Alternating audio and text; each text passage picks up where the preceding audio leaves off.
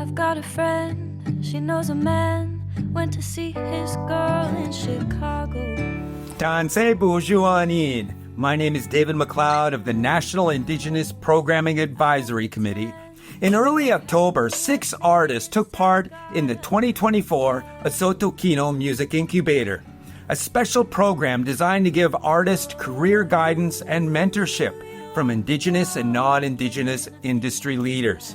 I had a chance to sit down and chat with the participants, and here's a bit of our conversation. This is Grace Clark at the National Music Center.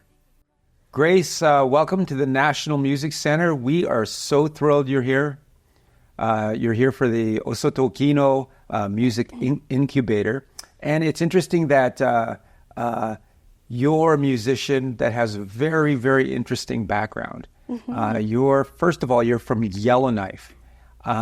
What's that like to be involved with music and live in the city? Yeah, growing up in Yellowknife, that's honestly one of my favorite parts that I get to share with people when I'm playing music and meeting new people. I loved growing up in Yellowknife. I love the nature in the north, the midnight sun. There's a great music community in Yellowknife. And music in the north has an important role to play. Could you share anything about that? I feel so much support from the music community up there. I grew up playing fiddle with my sisters, and so it's really like a thing that I love doing with family and friends, and it's really nice to be able to share that. Music in the north is really important. I find it's really nice to be able to connect to my Métis heritage in that way, and then also bring in like my love for nature and camping and going canoeing and stuff. So that really brings itself into my music as well. That would perhaps take your sound to a certain place. So, it might not necessarily be heavy metal or hard rock. Yeah. But it's an organic kind of sound, and I would imagine how would you define those influences where it takes you musically? Yeah, I really like how you said it's an organic sound. I really resonate with that. I find when I'm writing music, I like to bring a lot of repetition and kind of catchy melodies and stuff like that, which I think comes from a bit of fiddle music. Like fiddle music, you play the songs over and over again because it's dance music. I think the fiddle playing also brings a bit of folky sounds as well. Yeah, so I'd say I'm kind of in a bit of a pop genre mixed with folk as well. And you've been busy recording as well. You've had a few releases. I believe it's 2 releases come out. And what's that experience been like releasing music in the world? My first single, it's called Untouchable, was recorded in Yellowknife and produced by David Dow. He is a good friend of mine now. He plays drums. Yeah, so that was a super cool experience. We really went into the pop world with that one. It's very synthy, which was super fun to do as a first single. And then for my second project, I focused more on having a collection of live acoustic songs. So there's keyboard, guitar, and there's a bit of fiddle on that as well. And that was part of a graduation showcase from a college program that I completed in BC, in Nelson. So you connected to the local music community. How did you learn music? Because I mean, like you say, you play fiddle, you play piano, you play guitar. It takes some knowledge and proficiency to get through 3 instruments. But how did you get there? I started playing piano with my sister. I have a twin sister, and we used to do everything together. So we started playing piano. We used to do duets growing up, which was super fun. And then she was the one who got me into fiddle playing. We went to a workshop in Yellowknife, which this is another thing about music in the north. They're able to bring up some mentors every once in a while. So we had these workshops maybe 6 times a year. And you're intensely learning a bunch of fiddle tunes. So that's where I learned fiddle. And then I started singing when I was about 12 or 13. My piano teacher got me into that. And that's where I started bringing in guitar. I wanted to accompany myself. And that's where my writing started. Would you say that there's a language to music that you kind of have understood? The language of music. I find when I'm playing, this might not be for everyone, but I see and hear different patterns. So I'm not always thinking about the notes. For me, it's more of a pattern. I guess with fiddle playing, it's a lot of melodic stuff as well. But I think it's really just like about who you are and how you want to express that as well. Like a lot of storytelling. And then it also comes back to dance music as well with fiddle. And I think that's really important to like express yourself as well, like through movement. I've had a chance to kind of fool around with a fiddle, and it's a delicate instrument. You have to know how to move that bow properly and the fiddle properly, or it's not going to sound good at all. Yeah, it takes years of practice. My parents, I'm sure they remember the early days of my sister and I playing fiddle. Squeak, squeak, squeak. Yeah, exactly. Yeah. You've mentioned the fiddle a few times, and it also ties into like the Métis music. So how does your Métis identity, how does that play a role in your aspirations for music? I find just in the past few years, I've kind of really started reconnecting to that side of my family. My great-grandmother went to residential school on my dad's side, and my dad tells stories of he was trying to ask questions and hear stories from her, but she didn't want to say anything. So I think it's been hard to really like know that side of my family when they didn't even want to talk about it. So I find through music is how I'm kind of reconnecting in that way, especially with fiddle music, just because it's a big part of the Métis culture. And I think writing as well, like writing, it kind of brings out a part of you that you don't exactly know if is there. And so I think that's how I'm reconnecting and learning more about myself. Yeah, I've heard people say that there's stories that are carried forward through within your DNA, and they find a way to blossom. Yeah, and it's usually through the artists. And in connecting to the community through music at large and the Métis community, what have been maybe what is an example where you've been performing or something has come to you to give you a sign that, hey, this is the right thing, this is what I should be doing? Does anything come to mind? There's a moment, I think I was about 15 or so. I was in Yellowknife at the Northern Arts and Cultural Center. My fiddle teacher she had her album release there. And I remember being in the audience and I saw her come on stage. And I started crying because I realized like in that moment that as I was like watching her, perform her music and like share her stories in that way, I realized that was what I wanted to do. And how did you know that? You just know. I don't think there's really a solid answer for that. Yeah. It's more of a feeling. Yeah, it's more of a feeling for sure. Yeah. And so you wanted to do that. How did that, after you realized you wanted to be a musician, did you tell your parents? Or I don't think I've ever like questioned if they would support me or not. It's just kind of been that's who I am, and I think they just knew that. I feel like they knew that already. They knew I wanted to do that, but they were letting me kind of discover it as well, which is nice.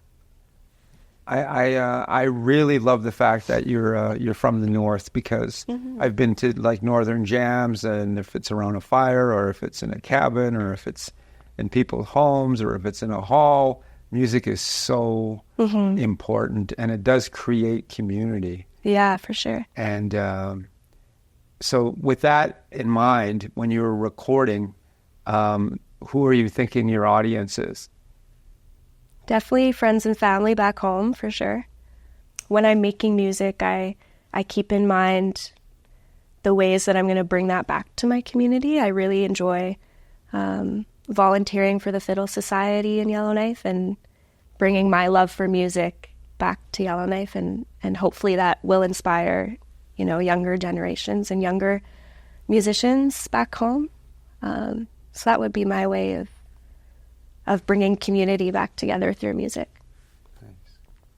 And you're growing as an artist. You're in the process of recording or releasing new music, and so this is something you're in for the long haul, it seems. Yeah. And coming to OHSOTO'KINO, to the music incubator, why did you decide to apply? Honestly, it was kind of just, I saw a post about it, I think, online, and I didn't apply right away, but I remember it was just like stuck in the back of my head, and I was like, oh, I need to, go for that opportunity. It just was like a little bell ringing. So I'm really happy that I went through with it. And I also believe that you won't be presented the opportunity if you're not ready for it. So I think I saw that opportunity, and yeah, we're here now, and I'm really enjoying it. It's been a great experience. It's interesting to see you with the other musicians as well. Is there some kind of a connection you feel, or a bond? Yeah, Kaylee and I met at another program similar to this, but it was over COVID. So we met online, and it's been really nice to connect with her in person and get to know the other participants as well. So I think that's a really cool thing, is to be able to, have connections with people in different ways, and then you come together in different opportunities like this one. But I'm really excited to see where everyone else goes with their music. Well, and is there any? I know we're not in the last day, and you haven't finished the program. But is there something that kind of stands out for you? Maybe not specifically, but just in terms of the program. Yesterday was such a full day of information. It felt like everything was coming at me all at once.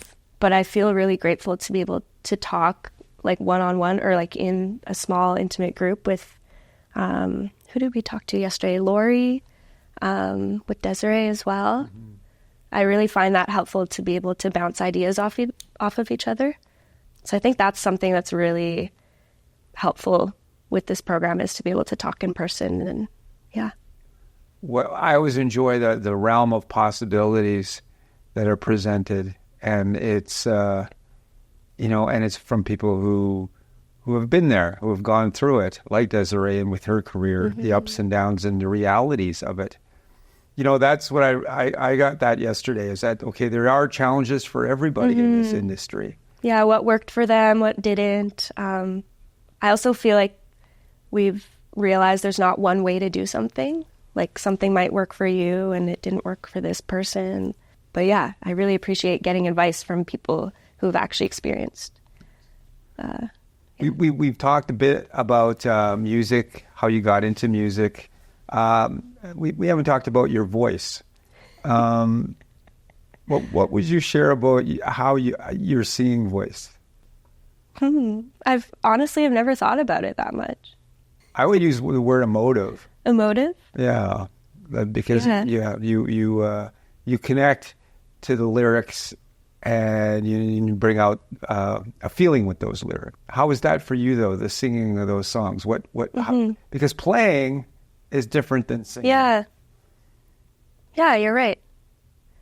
I think for me, when I'm writing songs, it's a lot about personal experiences, and then using like metaphors to, make that maybe a bit more relatable to other people. And I think with my music, I really want to bring across that emotion, and hopefully somebody in the audience will relate, and maybe there will be some healing during my shows or something like that. So I really appreciate that you kind of heard that from my music. Yeah, I've never thought about it so directly like that, though. It's really interesting.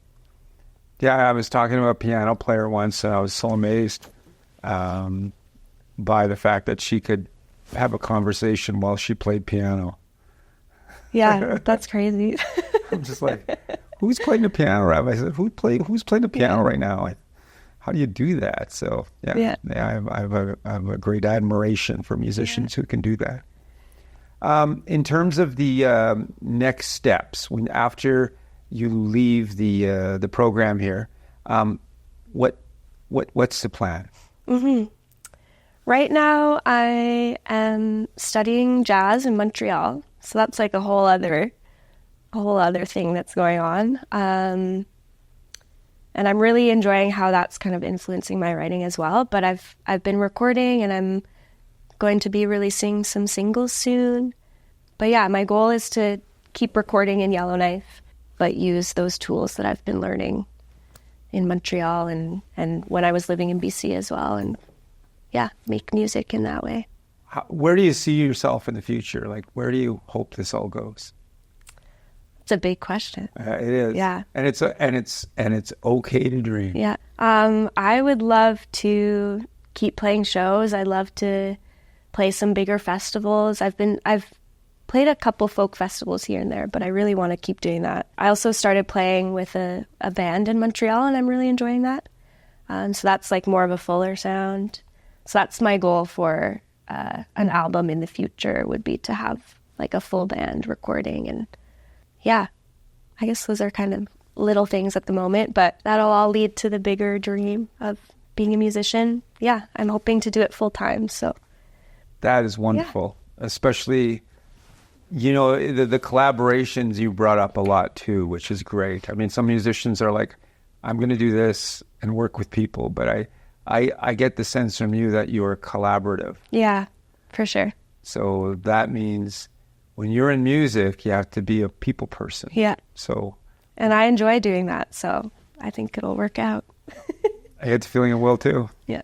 Well, I want to say thank you for sharing with us here at the National Music Center. We wish you well with OHSOTO'KINO Music Incubator and everything that's coming ahead for you. So thank you so much for sharing a bit of your story. Yeah, thank you. Thanks for talking.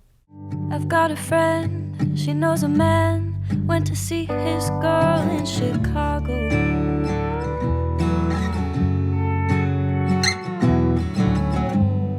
I won't pretend, no I haven't been yet, maybe it's time I got up and